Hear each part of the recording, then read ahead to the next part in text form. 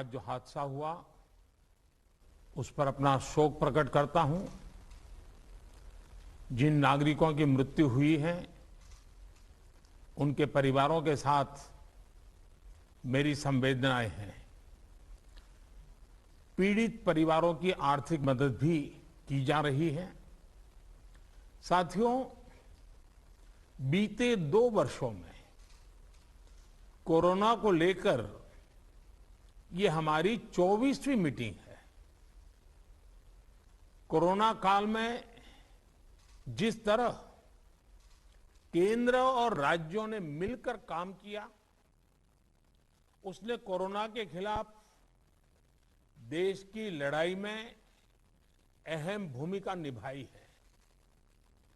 मैं सभी मुख्यमंत्रियों, राज्य सरकारों और अधिकारियों के साथ सभी कोरोना वॉरियर्स की प्रशंसा करता हूं। साथियों, कुछ राज्यों में से कोरोना के फिर से बढ़ते केसेस को लेकर हेल्थ सेक्रेटरी ने अभी हमारे सामने विस्तार में जानकारी रखी है। आदरणीय गृह मंत्री जी ने भी कई महत्वपूर्ण आयामों को हमारे सामने रखा है। साथ ही आप में से कई मुख्यमंत्री साथियों ने भी कई जरूरी बिंदुओं को सबके सामने प्रस्तुत किया है। ये स्पष्ट है कि कोरोना की चुनौती अभी पूरी तरह से टली नहीं है। ओमिक्रॉन और उसके सब वेरिएंट्स किस तरह गंभीर परिस्थिति पैदा कर सकते हैं, ये यूरोप के देशों में हम देख रहे हैं। पिछले कुछ महीनों में कुछ देशों में इन सब वेरिएंट्स की वजह से कई सर्ज आए हैं। हम भारतवासियों ने कई देशों की तुलना में अपने देश में हालात को काफी बेहतर और नियंत्रण में रखा है। इन सब के बावजूद पिछले 2 हफ्तों से जिस तरह से कुछ राज्यों में केसेस बढ़ रहे हैं, उससे हमें अलर्ट रहने की जरूरत है। हमारे पास कुछ महीने पहले जो लहर आई, उस लहर ने हमने उसमें से बहुत कुछ सीखा भी है। सभी देशवासी ओमिक्रॉन लहर से सफलतापूर्वक निपटे, बिना पैनिक किए देशवासियों ने मुकाबला भी किया। साथियों, 2 साल के भीतर देश ने हेल्थ इंफ्रास्ट्रक्चर से लेकर ऑक्सीजन सप्लाई तक कोरोना से जुड़े हर पक्ष में जो भी आवश्यक है वहां मजबूती देने का काम किया है। तीसरी लहर में किसी भी राज्य से स्थितियां अनियंत्रित होने की खबर नहीं आई। इसको हमारे कोविड वैक्सीनेशन अभियान से भी काफी मदद मिली। देश के हर राज्य में, हर जिले में, हर क्षेत्र में, चाहे वहां की भौगोलिक परिस्थितियां कैसी भी रही हो, वैक्सीन जन जन तक पहुंची है। प्रत्येक भारतीय के लिए ये गौरव की बात है कि आज भारत की 96% वयस्क आबादी को कोरोना वैक्सीन की पहली डोज लग चुकी है।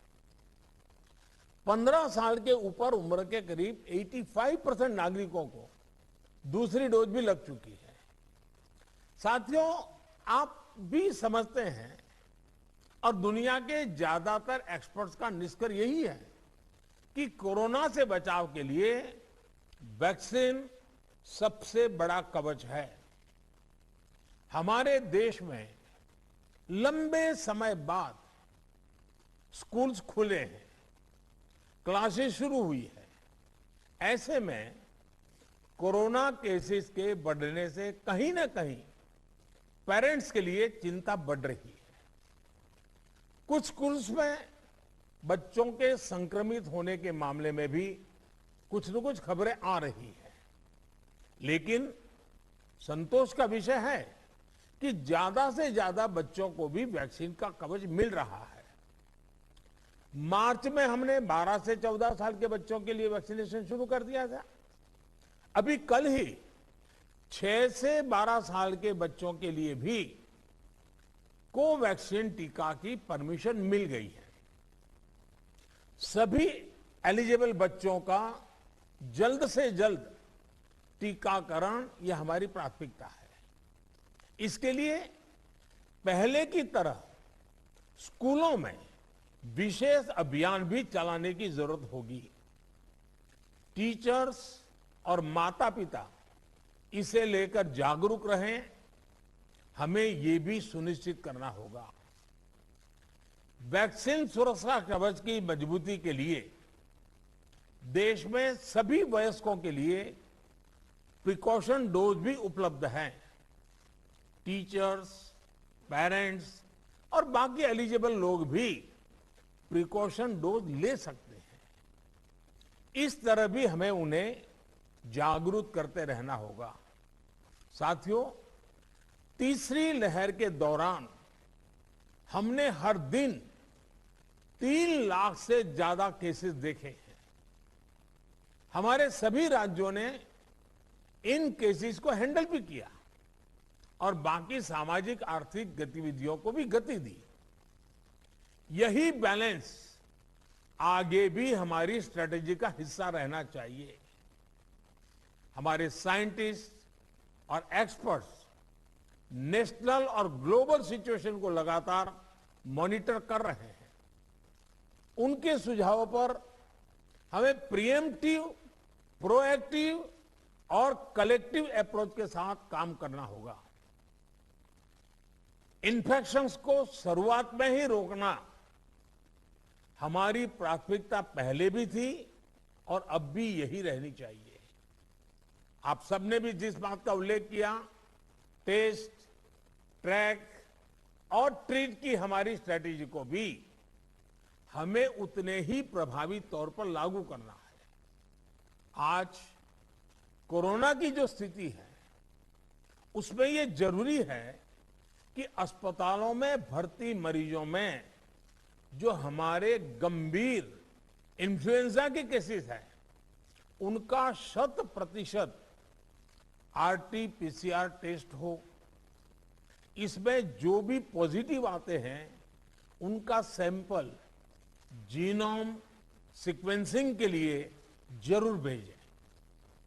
इससे हम वेरिएंट की समय समय पर पहचान कर पाएंगे। साथियों, हमें सार्वजनिक स्थानों पर कोविड एप्रोप्रिएट बिहेवियर को प्रमोट करना है। साथ ही पब्लिक में पैनिक न फैले, ये भी सुनिश्चित करना है। साथियों, आज की इस चर्चा में हेल्थ इंफ्रास्ट्रक्चर को अपग्रेड करने के लिए जो काम हो रहे हैं उनकी भी बात हुई। इंफ्रास्ट्रक्चर के अपग्रेड का काम तेजी से चलता रहे, ये सुनिश्चित किया जाना चाहिए। बेड्स, वेंटिलेटर्स और पीएसए ऑक्सीजन प्लांट जैसी सुविधाओं के मामले में हम काफी बेहतर स्थिति में हैं, लेकिन ये सारी सुविधाएं फंक्शनल रहे, हमें ये भी सुनिश्चित करना होगा और उसको मॉनिटर किया जाए, जिम्मेवारी तय की जाए ताकि कभी जरूरत पड़े तो हमें संकट ना आए। साथ ही अगर कहीं कोई गैप है तो मैं आग्रह करूंगा कि टॉप लेवल पर उसको वेरीफाई किया जाए, उसको भरने का प्रयास हो। मेडिकल कॉलेजेस, जिला अस्पताल, इन सब में हमें अपने मेडिकल इंफ्रास्ट्रक्चर को भी स्केल अप करना है और मैन पावर को भी स्केल अप करना है। मुझे विश्वास है आपसी सहयोग और संवाद से हम लगा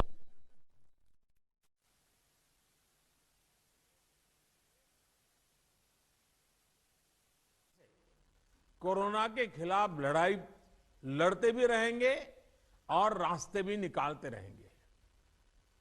साथियों, कोऑपरेटिव फेडरलिज्म की जिस भावना को संविधान में व्यक्त किया गया है, उस पर चलते हुए भारत ने कोरोना के खिलाफ मजबूती से ये लंबी लड़ाई लड़ी है। वैश्विक परिस्थितियों की वजह से, बाहरी कारकों की वजह से देश की आंतरिक परिस्थितियों पर जो प्रभाव होता है, केंद्र और राज्यों ने मिलकर उसका मुकाबला किया भी है और आगे भी करना ही होगा। केंद्र और राज्यों के साझा प्रयासों से ही आज देश में बड़े स्तर पर हेल्थ इंफ्रास्ट्रक्चर में सुधार हो पाया है। लेकिन साथियों, आज इस चर्चा में मैं एक और पक्ष का जिक्र करना चाहता हूं। आज की वैश्विक परिस्थितियों में भारत की अर्थव्यवस्था की मजबूती के लिए आर्थिक निर्णयों में केंद्र और राज्य सरकारों का तालमेल, उनके बीच सामंजस्य पहले से अधिक आवश्यक है। आप सभी इस बात से परिचित है कि जो युद्ध की परिस्थिति पैदा हुई है और जिस प्रकार से सप्लाई चेन प्रभावित हुई है, और ऐसे माहौल में दिनों दिन चुनौतियां बढ़ती जा रही हैं। ये संकट, वैश्विक संकट, अनेक चुनौतियां लेकर के आ रहा है। ऐसे संकट के समय में केंद्र और राज्यों के बीच तालमेल को, कोऑपरेटिव फेडरलिज्म की भावना को और बढ़ाना अनिवार्य हो गया है। अब मैं एक छोटा सा उदाहरण देता हूं। जैसे पेट्रोल डीजल की कीमतों का एक विषय हम सबके सामने है। देशवासियों पर पेट्रोल डीजल की बढ़ती कीमत का बोझ कम करने के लिए केंद्र सरकार ने एक्साइज ड्यूटी में कमी की थी। पिछले नवंबर महीने में कम की थी। केंद्र सरकार ने राज्यों से भी आग्रह किया था कि वो अपने यहां टैक्स कम करे और ये बेनिफिट नागरिकों को ट्रांसफर करे। इसके बाद कुछ राज्यों ने तो भारत सरकार की इस भावना के अनुरूप यहां टैक्स कम कर दिया, लेकिन कुछ राज्यों द्वारा अपने राज्य के लोगों को इसका कोई लाभ नहीं दिया गया। इस वजह से पेट्रोल डीजल की कीमतें इन राज्यों में अब भी दूसरों के मुकाबले कहीं ज्यादा है। ये एक तरह से इन राज्यों के लोगों के साथ अन्याय तो है ही, साथ ही पड़ोसी राज्यों को भी नुकसान पहुंचाता है। स्वाभाविक है कि जो राज्य टैक्स में कटौती करते हैं उन्हें राजस्व की हानि होती है। जैसे अगर कर्नाटका ने टैक्स में कटौती नहीं की होती तो उसे इन 6 महीनों में 5,000 करोड़ रुपए से ज्यादा का राजस्व मिलता। गुजरात ने भी टैक्स कम नहीं किया होता तो उसे भी 3,500-4 हजार करोड़ रुपए से ज्यादा का राजस्व और मिलता। लेकिन ऐसे कुछ राज्यों ने अपने नागरिकों की भलाई के लिए, अपने नागरिकों को तकलीफ न हो इसलिए अपने वेट में, टैक्स में कमी की, पॉजिटिव कदम उठाए। वहीं गुजरात और कर्नाटक के पड़ोसी राज्य ने टैक्स में कमी न करके इन 6 महीनों में 3,500 करोड़ रुपए से लेकर के 5-5.5 हजार करोड़ रुपए तक अतिरिक्त राजस्व कमा लिया। जैसा हम जानते हैं कि पिछले साल नवंबर महीने में वैट कम करने की बात की थी, सबको मैंने प्रार्थना की थी, लेकिन कई राज्य, मैं यहां किसी की आलोचना नहीं कर रहा हूं, मैं सिर्फ आपसे प्रार्थना कर रहा हूं आपके राज्य के नागरिकों की भलाई के लिए प्रार्थना कर रहा हूं। अब जैसे उस समय 6 महीने पहले कुछ राज्यों ने बात को माना, कुछ राज्यों ने नहीं माना। अब कई राज्य जैसे महाराष्ट्र, पश्चिम बंगाल, तेलंगाना, आंध्र प्रदेश, तमिलनाडु, केरला, झारखंड, किसी न किसी कारण से उन्होंने इस बात को नहीं माना और उनके राज्य को, नागरिकों को बोझ कंटिन्यू रहा। मैं इस बात में नहीं जाऊंगा कि इस दौरान इन राज्यों ने कितना रेवेन्यू कमाया, लेकिन अब आपसे मेरी प्रार्थना है कि देश हित में आप पिछले नवंबर में जो करना था, 6 महीने डिले हो चुका है, अब भी आप अपने राज्य के नागरिकों को वैट कम करके इसका बेनिफिट पहुंचाइए। आप सब जानते हैं कि भारत सरकार के पास जो रेवेन्यू आता है उसका 42% तो राज्यों के ही पास चला जाता है। मेरा सभी राज्यों से आग्रह है कि वैश्विक संकट के इस समय में कोऑपरेटिव फेडरलिज्म की भावना पर चलते हुए एक टीम के रूप में हम सब मिलकर काम करें।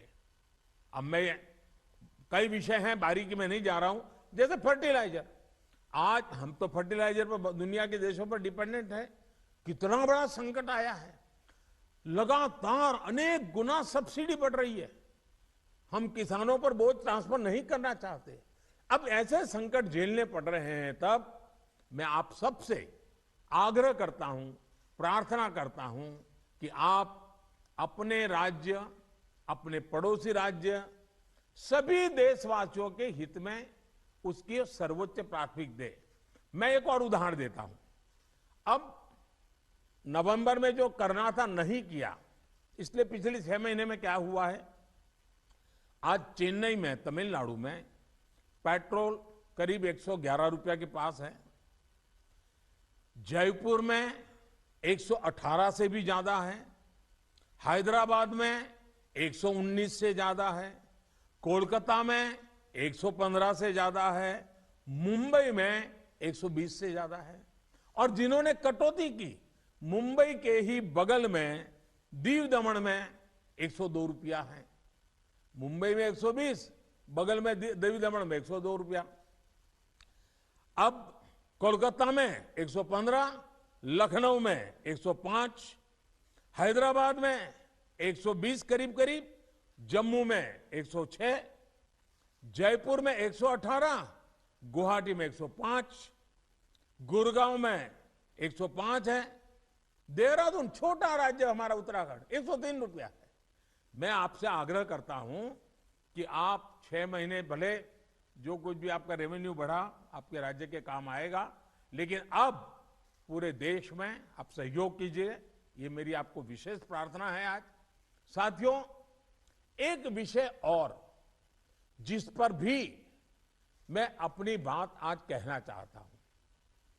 देश में गर्मी तेजी से बढ़ रही है और समय से पहले बहुत गर्मी बढ़ रही है, और ऐसे समय में हम अलग अलग स्थानों पर आग की बढ़ती हुई घटनाएं भी देख रहे हैं।